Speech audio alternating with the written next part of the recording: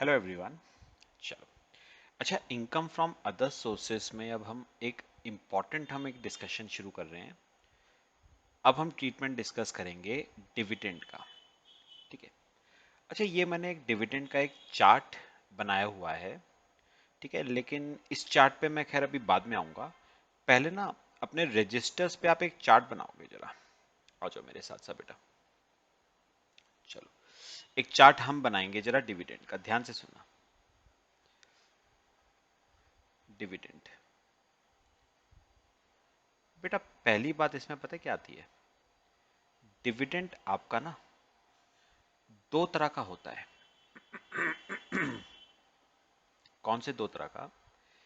एक को हम कहते हैं dividend received from domestic company, यानी इंडियन कंपनी की मैं बात कर रहा हूं।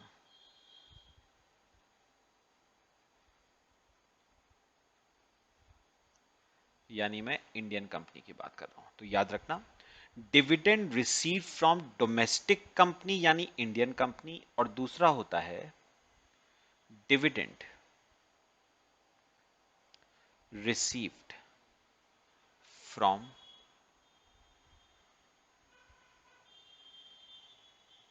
Foreign company. Dividend receive from foreign company. ठीक है, देखो, अब मैं आपसे ना ये चार्ट पे मैं खैर बाद में आता हूं।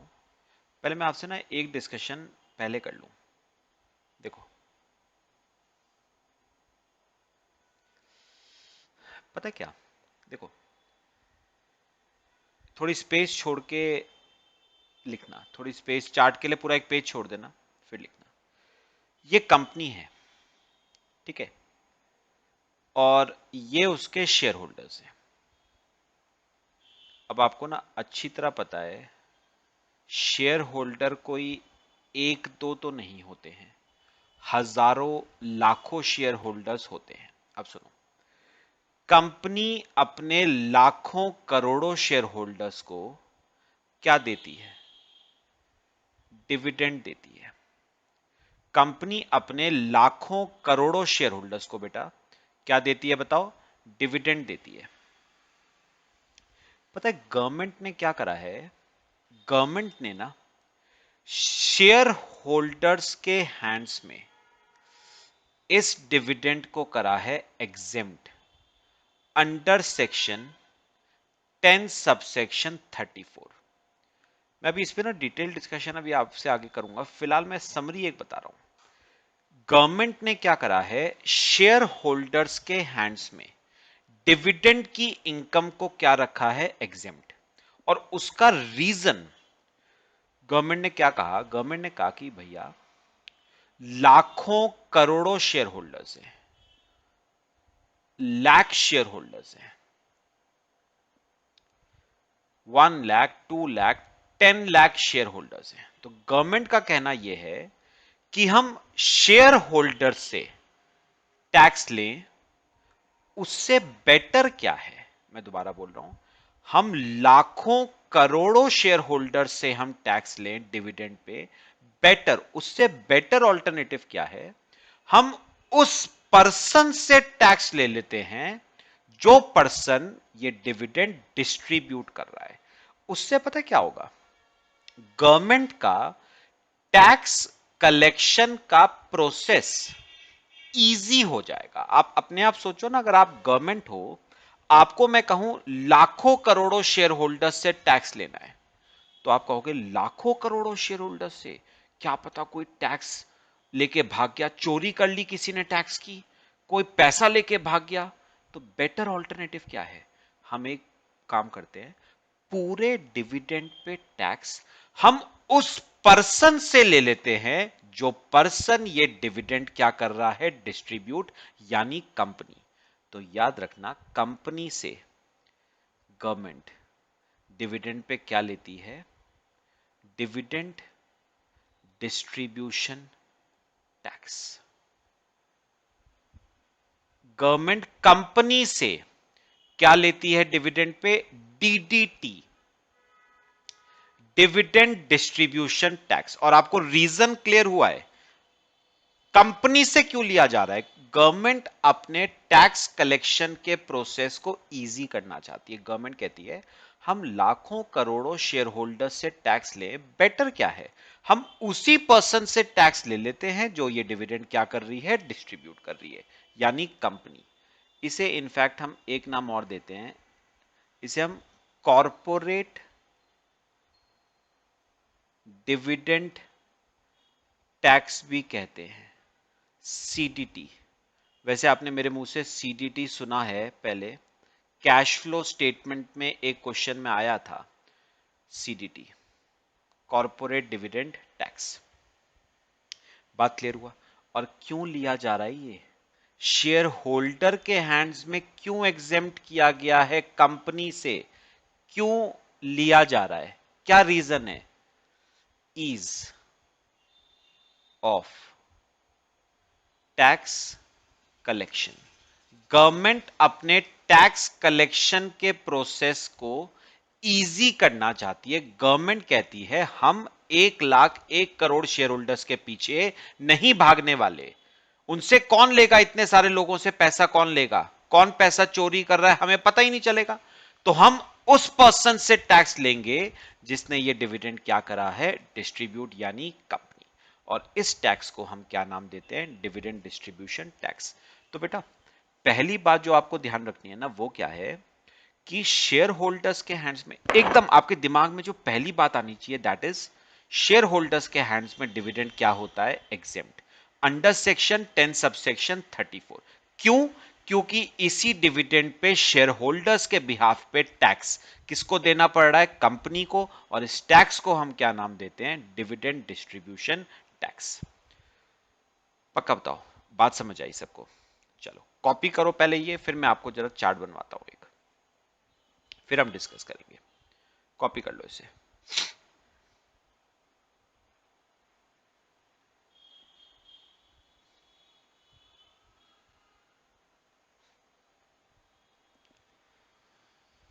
कर लिया सबने कॉपी? चलो आ जाओ बच्चों, ऊपर आ जाओ फिर से अपने चार्ट पे। देखो बेटा मैंने आपको कहा कि आपको डिविडेंड या तो डोमेस्टिक कंपनी से मिलेगा, मतलब इंडियन कंपनी से, या आपको डिविडेंड मिलेगा फॉरेन कंपनी से। अब सुनो, डोमेस्टिक कंपनी से आपको जो डिविडेंड मिलता है ना वो दो तरह का होता है। एक को हम कहते हैं एक्चुअल डिविडेंड, एक्चुअल डिविडेंड,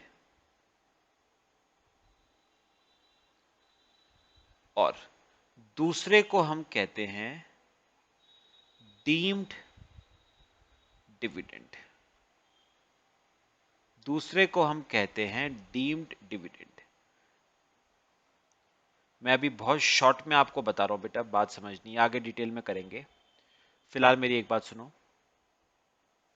मैं अगर आपसे पूछूं कि व्हाट इज एक्चुअल डिविडेंड, अच्छा मैं नॉर्मली आपसे एक बात पूछता हूं, डिविडेंड जनरली शेयर होल्डर्स को किस फॉर्म में दिया जाता है? कैश के फॉर्म में? तो मेरे को एक बात बताओ, अगर आपने शेयर होल्डर्स को डिविडेंड कैश के फॉर्म में दिया तो that is your actual dividend. Dividend normally किस फॉर्म में होता है? कैश के फॉर्म में ही होता है, दैट इज एक्चुअल डिविडेंड। लेकिन पता है कई बार कंपनीज करती क्या है, कंपनीज को अच्छी तरह पता है कि अगर हम शेयर होल्डर्स को कैश देंगे डिविडेंड बोल के, मतलब अगर हम शेयर होल्डर्स को बोलेंगे ये लो पकड़ो अपना डिविडेंड, तो गवर्नमेंट आ जाएगी हमारे पास क्या मांगने? डिविडेंड डिस्ट्रीब्यूशन टैक्स मांगने आ जाएगी। तो कई बार ना कंपनीज क्या करती हैं, कंपनी शेयर होल्डर्स को ना, कंपनी शेयर होल्डर को कैश नहीं देती, कैश नहीं देती। एग्जांपल दे रहा हूं अभी आपको सिर्फ। कई बार क्या होता है, कंपनी शेयर होल्डर्स को ना असेट दे देती है। कई बार कंपनी शेयर होल्डर को बताओ क्या दे देती है? कोई असेट दे देती है। अब क्योंकि असेट दिया है तो गवर्नमेंट के दिमाग में बिल्कुल भी यह बात नहीं आएगी कि डिविडेंड दिया गया है, क्योंकि डिविडेंड नॉर्मली बेटा किस फॉर्म में होता है? कैश के फॉर्म में। तो अब सुनो, गवर्नमेंट आई कंपनी के पास कि लाओ भाई, तुमने शेयर होल्डर को असेट दिया है। भाई असेट दिया है, डिविडेंड थोड़ी ना दिया है। डिविडेंड तो किस फॉर्म में होता है? कैश के फॉर्म में होता है। हमने तो क्या दिया है? असेट दिया है। तो समझ रहे हो कंपनी क्या करना चाह रही है? कंपनी डिविडेंड डिस्ट्रीब्यूशन टैक्स जो है ना, उसे इवेड कर रही है, उसकी चोरी कर रही है। अगर डिविडेंड बोल के देगी ना, कैश देगी डिविडेंड बोल के, तो उसे पता है उसे डिविडेंड डिस्ट्रीब्यूशन टैक्स देना पड़ जाएगा। तो डिविडेंड डिस्ट्रीब्यूशन टैक्स को इवेड करने के लिए, उसकी चोरी करने के लिए कई बार कंपनी शेयर होल्डर्स को क्या दे देती है? असेट। अब जब गवर्नमेंट आती है कंपनी के पास कि लाओ भाई डिविडेंड डिस्ट्रीब्यूशन टैक्स निकालो, तुमने असेट दिया है शेयर होल्डर को, तो कंपनी क्या बोलती है? भाई मैंने असेट दिया है, मैंने कोई डिविडेंड थोड़ी ना दिया है, क्योंकि डिविडेंड तो किस फॉर्म में होता है? कैश के फॉर्म में। मैंने कोई कैश थोड़ी ना दिया है। तो कंपनीज क्या करती हैं? इस तरीके से ना डिविडेंड डिस्ट्रीब्यूशन टैक्स की चोरी करती हैं। तो इसीलिए ना कंसेप्ट निकाला गया डीम्ड डिविडेंड का। अब तक आपको डीम्ड वर्ड का मतलब बेटा क्लियर हो जाना चाहिए। वर्ड क्या मतलब है? अज्यूम्ड। मतलब समझो, मतलब समझो। गवर्नमेंट कह रही है ठीक है, आपने शेयर होल्डर्स को कैश नहीं दिया, आपने असेट दिया, लेकिन हम मान के चलेंगे कि आपने शेयर होल्डर्स को क्या दिया है? डिविडेंड दिया है, although it is not in the form of cash, it is in the form of asset. हम मान के चलेंगे कि आपने शेयर होल्डर को डिविडेंड दिया है in the form of asset, और क्योंकि डिविडेंड दिया है तो हम आपके ऊपर डिविडेंड डिस्ट्रीब्यूशन टैक्स लगाएंगे। मैंने अभी बिल्कुल आपको बस कुछ नहीं, समरी दी है आपको मैंने। अभी मैंने आपको सिर्फ इस चीज की बताओ क्या दी है? समरी। इस पे अभी आगे डिटेल डिस्कशन करना है हमने। चलो बेटा अब आओ आगे।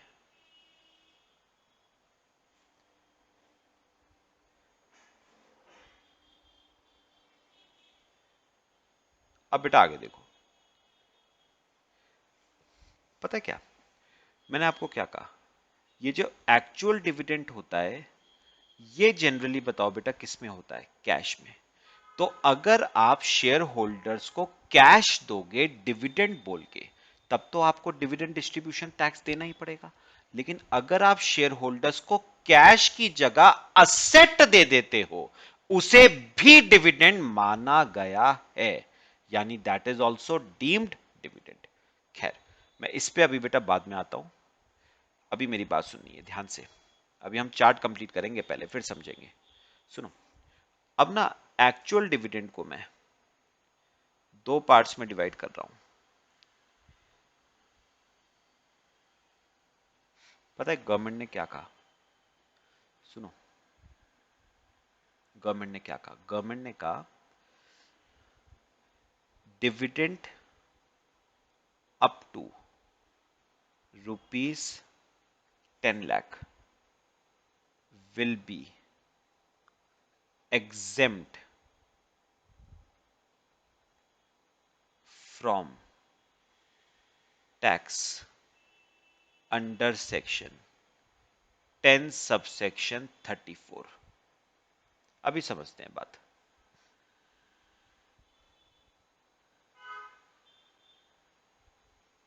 अभी मैं डीम डिविडेंड पे नहीं आया हूं, अभी सिर्फ एक्चुअल डिविडेंड कर रहे हैं पहले। अच्छा अभी लिखो पहले, फिर समझते हैं। Dividend in excess of ₹10 lakh will be taxable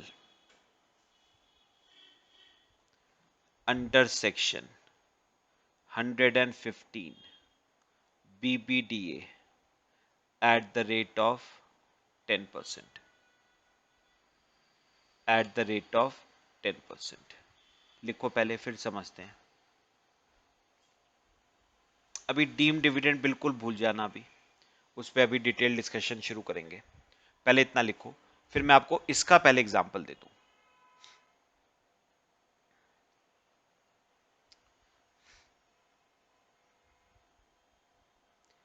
Dividend up to 10 lakh will be exempt from tax under section 1034 and dividend in excess of 10 lakh will be taxable under section 115 BBDA at the rate of 10%। कर लिया बेटा? चलो नीचे आओ, एक example करते हैं। देखो,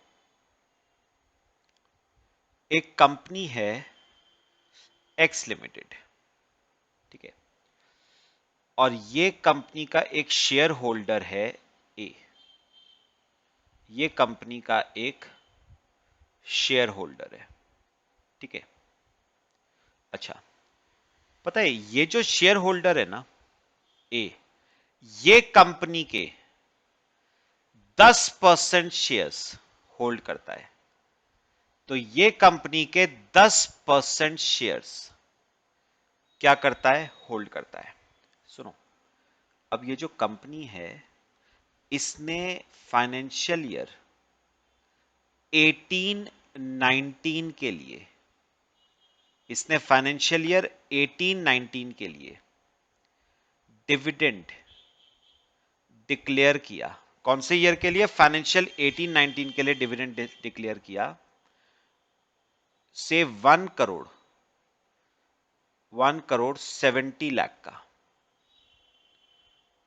तो एक्स लिमिटेड ने फाइनेंशियल ईयर 18-19 के लिए डिविडेंड डिक्लेयर किया है 1 करोड़ 70 लाख का टोटल,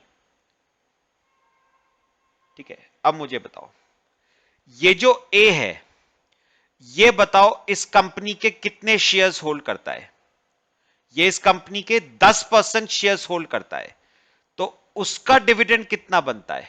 1 करोड़ 70 लाख पे 10% की होल्डिंग है उसकी, तो डिविडेंड उसका बनता है 17 लाख रुपीस का। बताओ उसका क्या बनता है? डिविडेंड बनता है, ठीक है। अब सुनो, अब एक ही बात करते हैं टैक्सेबिलिटी की। उसे टैक्स कितने पे पड़ेगा? देखो, मुझे पहले बताओ उसे डिविडेंड रिसीव कितना हुआ? 17 लाख रुपए का डिविडेंड उसे क्या हुआ? रिसीव। 17 लाख में से कुछ आपको एग्जेम्पशन दी गई है अंडर सेक्शन 10 सबसेक्शन 34। कितने रुपए की? 10 लाख रुपए की एग्जेम्पशन दी गई है अंडर सेक्शन 10 सबसेक्शन 34। तो इसका मतलब बताओगे कितना डिविडेंड आपके हैंड्स में टैक्सेबल होगा? 7 लाख रुपए का डिविडेंड, 7 लाख रुपए का डिविडेंड आपके हैंड्स में बताओ क्या होगा? टैक्सेबल। 7 लाख रुपीस का डिविडेंड आपके हैंड्स में क्या होगा? टैक्सेबल। कौन से सेक्शन में टैक्स लगेगा? Under section 115 BBDA. कितना? 10%। तो 7 लाख पे 10% यानी 70,000 रुपए का टैक्स। ऑब्वियस सी बात है, इसके अलावा सेस तो देना ही पड़ेगा ना आपको, तो plus health and education cess 4% का आप दोगे, 2800 रुपए का सेस। तो आपका जो टोटल टैक्स बनेगा दैट इज 72,800। बच्चे बात क्लियर हुई? तो याद रखना, dividend income, dividend income share holders के हैंड्स में एग्जेम्प्ट रखी गई है, लेकिन 10 लाख रुपए तक। तो सुनो, कॉपी करो पहले, फिर अभी आगे बताता हूं। कॉपी करो इसे।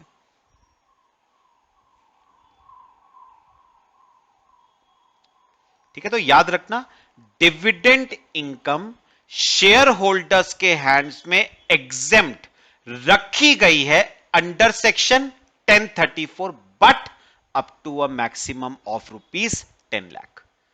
तो सुनो, ऊपर हमने करा था ना, ये देखो मैंने क्या बताया था शेयर होल्डर्स के हैंड्स में डिविडेंड इनकम क्या है एग्जेम्प्ट अंडर सेक्शन 1034? मैक्सिमम कितने रुपए तक की?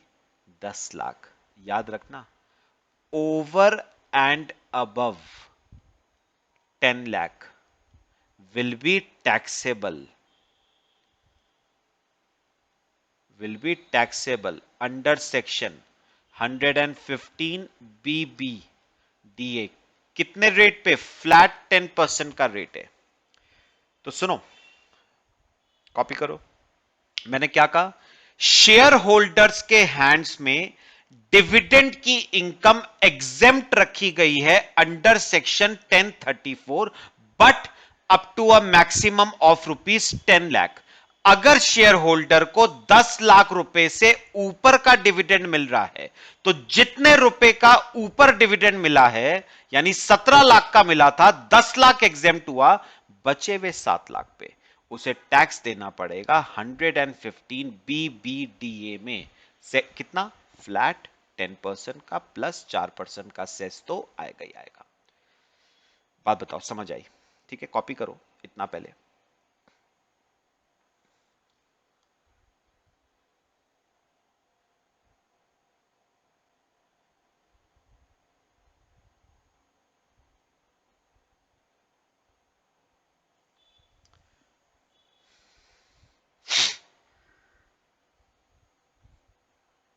कर लिया मेरे ख्याल से सबने कॉपी। चलो आ जाओ, एक और एग्जांपल आपको देता हूं।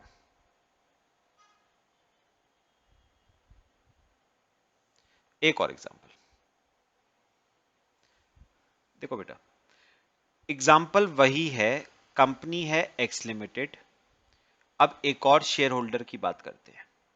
अब एक शेयर होल्डर है बी, जो इस कंपनी के होल्ड करता है 5% शेयर्स। अब बताओ, कंपनी ने 18-19 के लिए डिविडेंड कितना डिक्लेयर किया था? 1,70,00,000 रुपए का डिविडेंड डिक्लेयर किया था। अब मुझे बताओ, बी कितने होल्ड करता है? 5% शेयर्स। तो बताना उसका कितना डिविडेंड हुआ? 1,70,00,000 पे 5%, 8,50,000 रुपीस का इंटरेस्ट हुआ। अब बात करो बी के हैंड्स में टैक्सेबिलिटी की। पहले बताओ, उसे डिविडेंड रिसीव कितना हुआ अपने आप बताओ? 8.5 लाख रुपए का। और बताओगे ये पूरा का पूरा 8.5 लाख, अपने आप बताओ क्या हो जाएगा? एग्जेम्प्ट हो जाएगा बेटा अंडर सेक्शन 1034। कितना एग्जेम्पशन था 1034 में? 10 लाख रुपए तक। तो पूरा 8.5 लाख क्या हो गया बेटा? एग्जेम्प्ट। तो कितना टैक्सेबल होगा 115 BPDA में? कुछ भी अमाउंट आपका टैक्सेबल नहीं होगा। तो अभी ना हम एक्चुअल डिविडेंड का केस अभी हम डिस्कस कर रहे हैं, और मैंने एक्चुअल डिविडेंड के केस में बचे फिलहाल क्या बताया आपको कि डिविडेंड की इनकम शेयर होल्डर्स के हैंड्स में क्या होती है? एग्जेम्प्ट 1034 में, but up to a maximum of 10 lakh. 10 lakh रुपए से ऊपर का डिविडेंड शेयर होल्डर्स के हैंड्स में टैक्सेबल होगा। 115 BBDA में फ्लैट 10% का टैक्स लगेगा आपको। ठीक है? अच्छा अभी सुनो, कर लिया कॉपी? कर लो, कॉपी कर लो।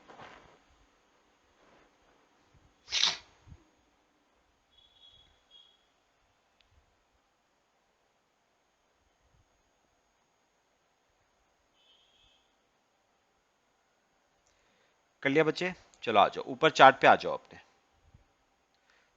देखो, हमने चार्ट कहां तक बना लिया था? देखो, हम एक्चुअल डिविडेंड कर रहे थे ना, है ना? तो मैंने कहा था 10 लाख रुपए का डिविडेंड, 10 लाख रुपए तक का डिविडेंड एग्जेम्प्ट होगा अंडर सेक्शन 1034, और 10 लाख रुपए से ऊपर टैक्सेबल होगा 115 BBDA में, फ्लैट 10% का टैक्स है। अच्छा एक बात याद रखना, एक बात याद रखना, पूरे डिविडेंड पे सुनो, पूरे डिविडेंड पे कंपनी को तो टैक्स देना पड़ेगा in the form of dividend distribution tax. तो यानी रखना, dividend distribution tax will be paid on entire amount of dividend by company. और पता है कितना है? 15% का आपका डिविडेंड डिस्ट्रीब्यूशन टैक्स है। कितने परसेंट का? 15% का आपका डिविडेंड डिस्ट्रीब्यूशन टैक्स है। रेट आपको याद रखने की जरूरत नहीं है, आपके एग्जाम पॉइंट ऑफ व्यू से रेलेवेंट नहीं है, लेकिन बस थोड़ा सा ध्यान रखना, 15%। ठीक है, अभी सुनो सुनो सुनो सुनो, लिखो, पहले से लिखो, फिर मैं नीचे आपको बताता हूं।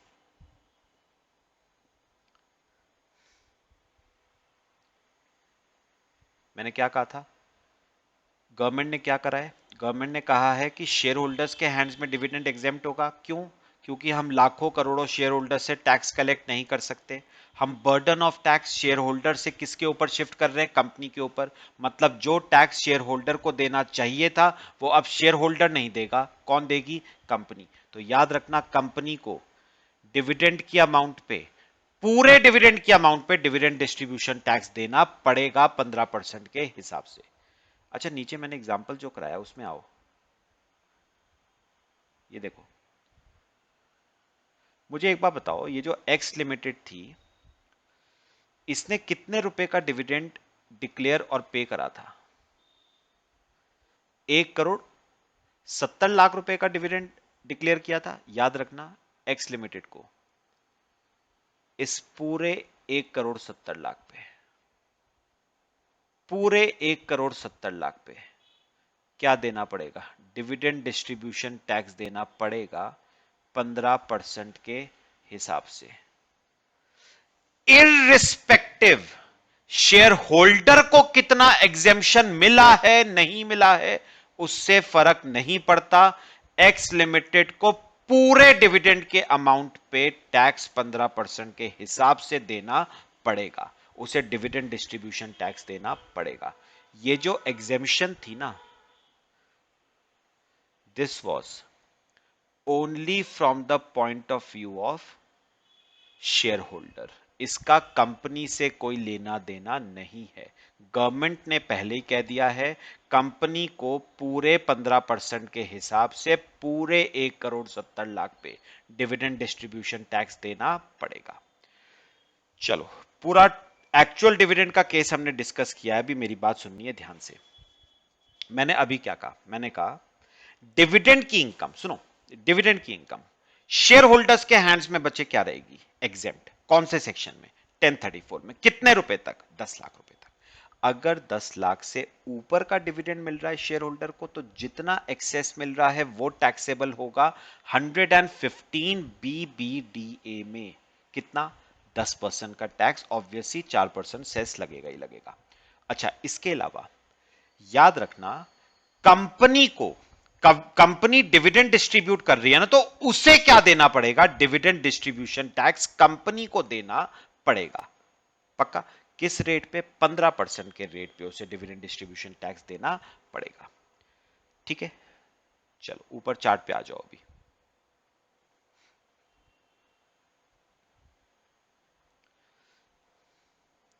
चलो बेटा, हमारा ना एक्चुअल डिविडेंड हमने किया, अभी ध्यान से सुननी है अभी मेरी बात। कर लिया सबने कॉपी? चलो, पता है, अब सुनना, पता है ये जो डीम्ड डिविडेंड है ना, डीम्ड डिविडेंड जो है, इसके हमारे पास ना 5 सेक्शन है। कितने सेक्शन है? 5। 222A, 222B, 222C, 222D, 222E। ये 5 सेक्शन हैं आपके डीम्ड डिविडेंड के। मेरी बात सुननी है। पता है इसमें ना कंफ्यूजन मत करना, पहले लिखो 5 सेक्शन है डीम डिविडेंड के, 222 ए से लेके 222 ई तक। कहते क्या है उस पे नहीं आ रहा हूं अभी, सिर्फ अभी आपको टैक्स ट्रीटमेंट बता रहा हूं, ठीक है। ये हम मोस्ट प्रॉब्ली ना नेक्स्ट लेक्चर में पांचों सेक्शंस डिस्कस करेंगे, तो अभी फिलहाल बस इनका टैक्स ट्रीटमेंट सुनना। पता है अब क्या, सुनो सुनो, ये जो 222 ए से लेके डी तक है ना, जो 222 ए से लेके डी तक है, ये चारों ए से लेके डी तक, ये चारों तो चले जाएंगे एक्चुअल डिविडेंड में। अब आप सोचोगे सर ये क्या हुआ, कुछ नहीं करना है। जो एक्चुअल डिविडेंड है ना, जो एक्चुअल डिविडेंड है उसमें deem dividend under section 222 A B C D add up कर देना। मैं दोबारा बोल देता हूं, जो एक्चुअल डिविडेंड है उसमें 222 ए बी सी डी चारों क्या कर देना, ऐड, और फिर कहना कि 10 लाख रुपए तक एग्जेम्प्ट होगा शेयर होल्डर्स के हैंड्स में अंडर सेक्शन 1034, और बचा हुआ अमाउंट टैक्सेबल होगा 115 बीबीडीए में एट द रेट ऑफ 10%। और पूरे अमाउंट पे एक्चुअल डिविडेंड प्लस 222 ए से लेके डी तक पूरे अमाउंट पे कंपनी को डिविडेंड डिस्ट्रीब्यूशन टैक्स देना पड़ेगा। लिखना यहां पर to be added to actual dividend. करो, लिखो इससे पहले, फिर मैं आगे थोड़ी सी आपको बात बताता हूं मैंने क्या कहा। लिखो, पहले से लिखो। अभी ई का ट्रीटमेंट नहीं बताया, उसका ट्रीटमेंट अलग है।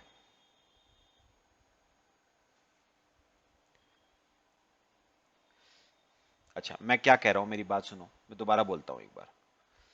क्या कहा मैंने, अच्छा मैंने क्या कहा, मैंने कहा कि आपको क्या करना है, आपको एक्चुअल डिविडेंड की अमाउंट में ऐड कर देना है। क्या, टू, मेरे साथ साथ सब लिखना है ये, 222 ए ऐड करो, इसमें 222 बी ऐड करो, इसमें 222 सी ऐड करो, इसमें 222 बेटा डी ऐड करो, चारों ये ऐड कर दो। तो actual dividend plus deem dividend under section 222 A से लेके डी तक कर दिया ऐड, कर दिया ऐड। अब आप क्या कहोगे, अब आप कहोगे, अब आप कहोगे कि dividend up to ₹10 lakh will be exempt under section 1034, और dividend in excess of 10 lakh will be taxable under section 115 BBDA at 10%। तो एग्जाम्पल के तौर पे मतलब सिंपल बात कर रहा हूं अभी आप, एक्चुअल डिविडेंड 12 लाख है, 222 ए 1 लाख है, 222 बी 2 लाख है, 222 सी 3 लाख है, 222 डी 4 लाख है, एग्जाम्पल के तौर पे अभी सिर्फ। तो इन सबको उन्होंने क्या कहा, इन सब का टोटल कर दो। तो 12 + 1 13, 15, 18, 22, तो 22 लाख आता है टोटल इन सब का। उसने कहा 22 में से 10 लाख तो क्या हो जाएगा, एग्जेम्प्ट 1034 में, बचा 12 लाख, वो 10% के हिसाब से टैक्सेबल होगा। तो 12 लाख पे 10%, 1,20,000 का टैक्स लगेगा, प्लस 4% का सेस लगेगा अंडर सेक्शन 115 BBDA। बात समझ आई, ठीक है। और याद रखना DDT नहीं भूलना है, DDT। इसके अलावा कंपनी को बताओ क्या देना पड़ेगा, DDT to be paid by company. अच्छा, at the rate of 15% on rupees. अच्छा, कंपनी को डीडीटी तो पूरे डिविडेंड पे देना पड़ेगा, पूरे 22 लाख रुपए पे कंपनी को क्या देना पड़ेगा, डिविडेंड 15% के हिसाब से। पक्का बात समझ आई? चलो कॉपी करो इतना पहले, फिर मैं अभी आगे बात करता हूं आपसे।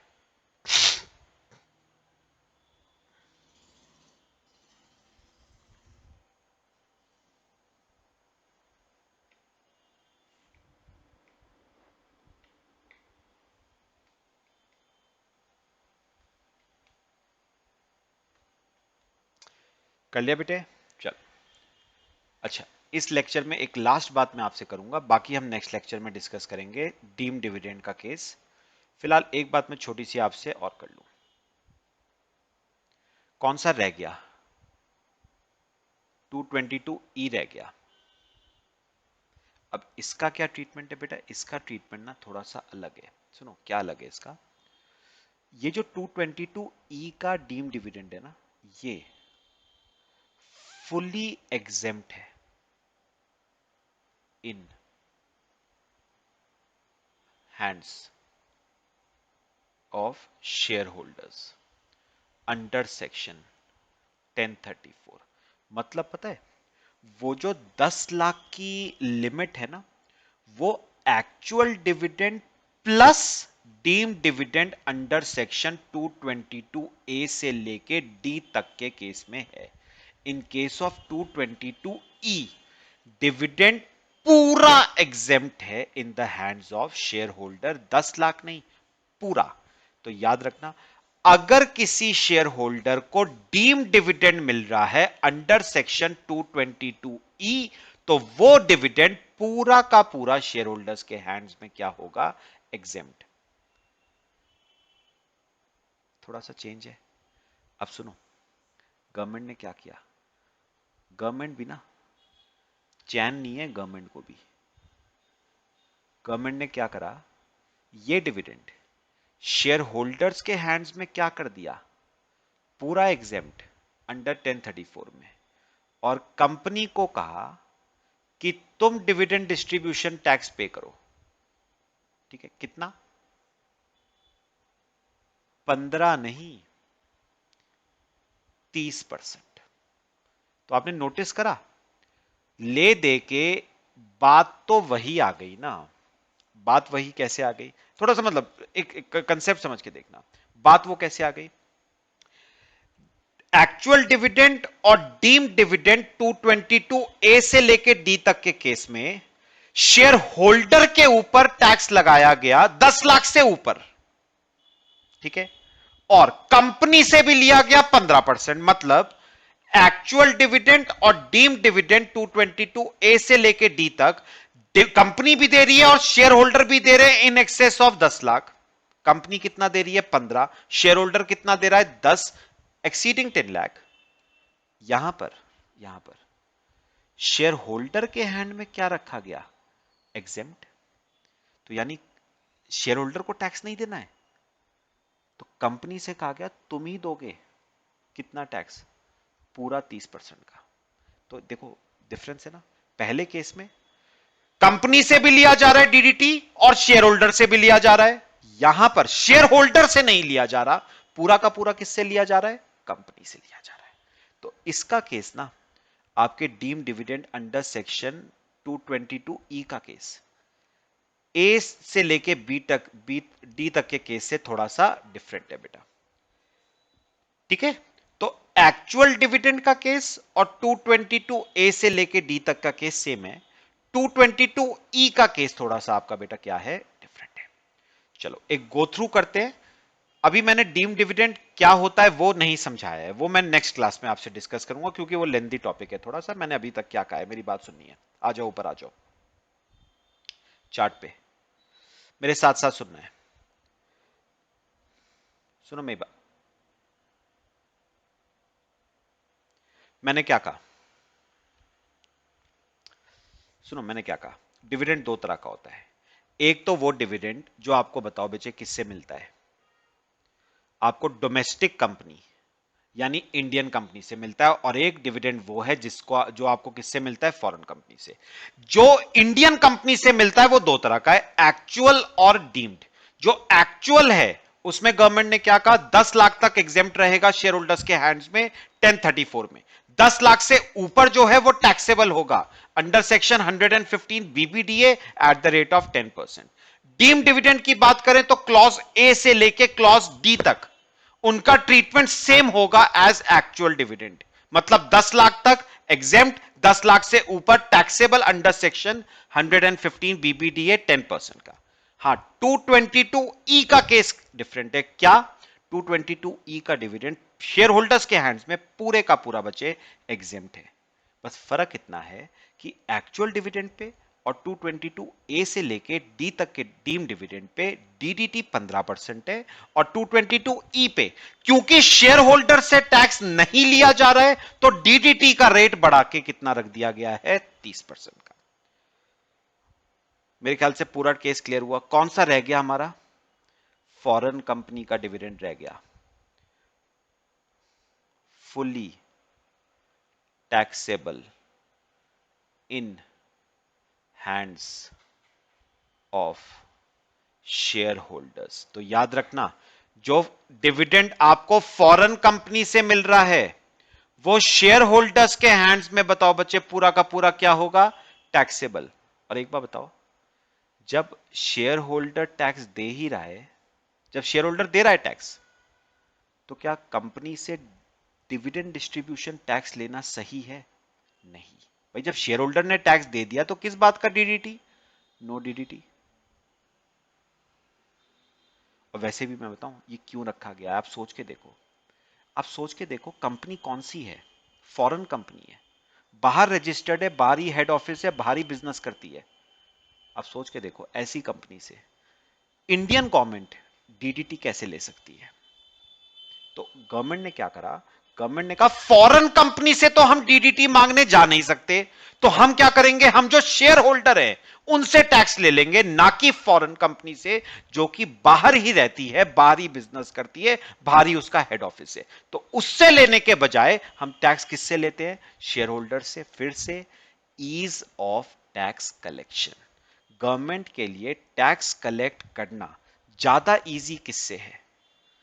उससे जो इंडिया में रहता है या उससे जो बाहर रहता है? ऑब्वियस सी बात है, जो शेयर होल्डर इंडिया में रहता है उससे टैक्स कलेक्ट करना आसान है as compare to that person जो बाहर रहता है, यानी फॉरेन कंपनी।